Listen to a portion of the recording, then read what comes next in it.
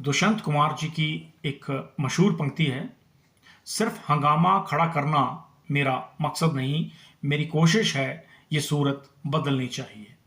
अगर हमारी कोशिश आपको अच्छी लग रही है तो कृपया हमारे YouTube चैनल, Facebook पेज को लाइक करें, सब्सक्राइब करें और कमेंट करें। नमस्कार। द पॉलीबज़, एक आवाज़ जो कानों को चुभती है। जो आज अपने हैं वो कल बेगाने होंगे। दुनिया में आए हो तो कुछ दस्तूर भी निभाने होंगे। जो आज तिरस्कार कर रहे हैं वो कल प्रहार भी करेंगे। थक जाएंगे तो खरीदार भी बनेंगे। इसी दस्तूर से निकला है गोदी मीडिया। लेकिन आखिर मीडिया को गोदी मीडिया बनाने की आवश्यकता क्यों पड़ रही है? सुनने में कुछ अटपटा लगेगा।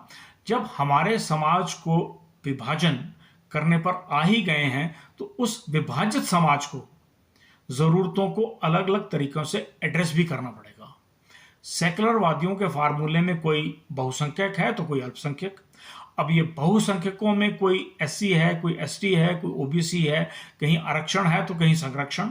और राष्ट्रवादियों ने भारत का विभाजन आर्थिक दृष्टिकोण से कर दिया है।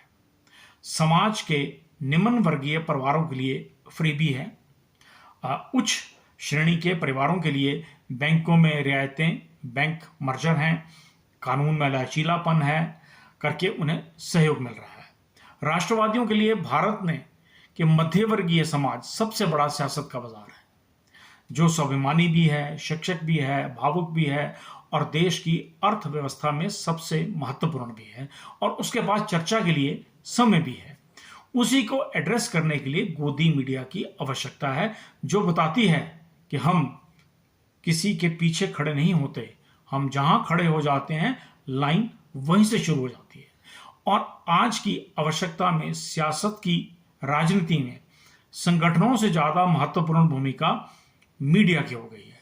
अब चाहे वो इलेक्ट्रॉनिक हो, सोशल हो या व्हाट्सएप यूनिवर्सिटी हो, सब मध्य वर्गीय समाज अपनी रोजमर्रा की जरूरतों को लेकर के जब तनावग्रस्त हो तो पक्षधर मीडिया सच के ज्यादा उसका जो नैरेटिव है उसको फिक्स करने में एक महत्वपूर्ण भूमिका निभाता है। उन्हें इन्फ्लुएंस करने लगता है, भावनाओं को लामबंद करने लगता है, किसी की जीत के परिणाम को शक्ति में परिवर्तित करने लगता है और समर्थकों को उपभोक्ता की तरह उपयोग करने लगता है। और सियासत का एक भयावह रूप तय होना निश्चित हो जाता है। जोश, नारे, बहस, जीतने पर वायरल पोस्ट नशे की तरह काम करती है और जीत को जिम्मेवारी से अहंकार में परिवर्तित कर देती है। और आज देश में यही हो रहा है, चाहे सत्ता किसी भी राजनीतिक दल की हो। भारत की सियासत में यह कोई नया नहीं है, सिर्फ प्रारूप बदला है। 1994 से 98 के मध्य राजीव गांधी जी के दौर में रात्रि 9 बजे दूरदर्शन पर प्राइम टाइम आया करता था। उस समय यही साधन था। उसे आधे घंटे के बुलेटिन में 25 मिनट राजीव जी का स्तुतिगान, 3 मिनट में अन्य महत्वपूर्ण खबरें और 2 मिनट में मौसम का हाल सुनाया करता था।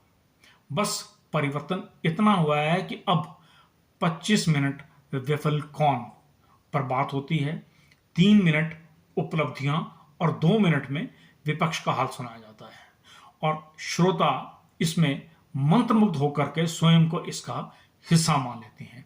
यही उपलब्धियां गोदी मीडिया की हैं।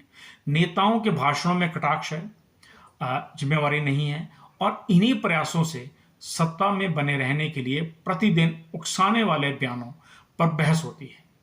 देश के असली मुद्दे गौण कर दिए जाते हैं और इससे गोदी मीडिया की बहुत बड़ी भूमिका है।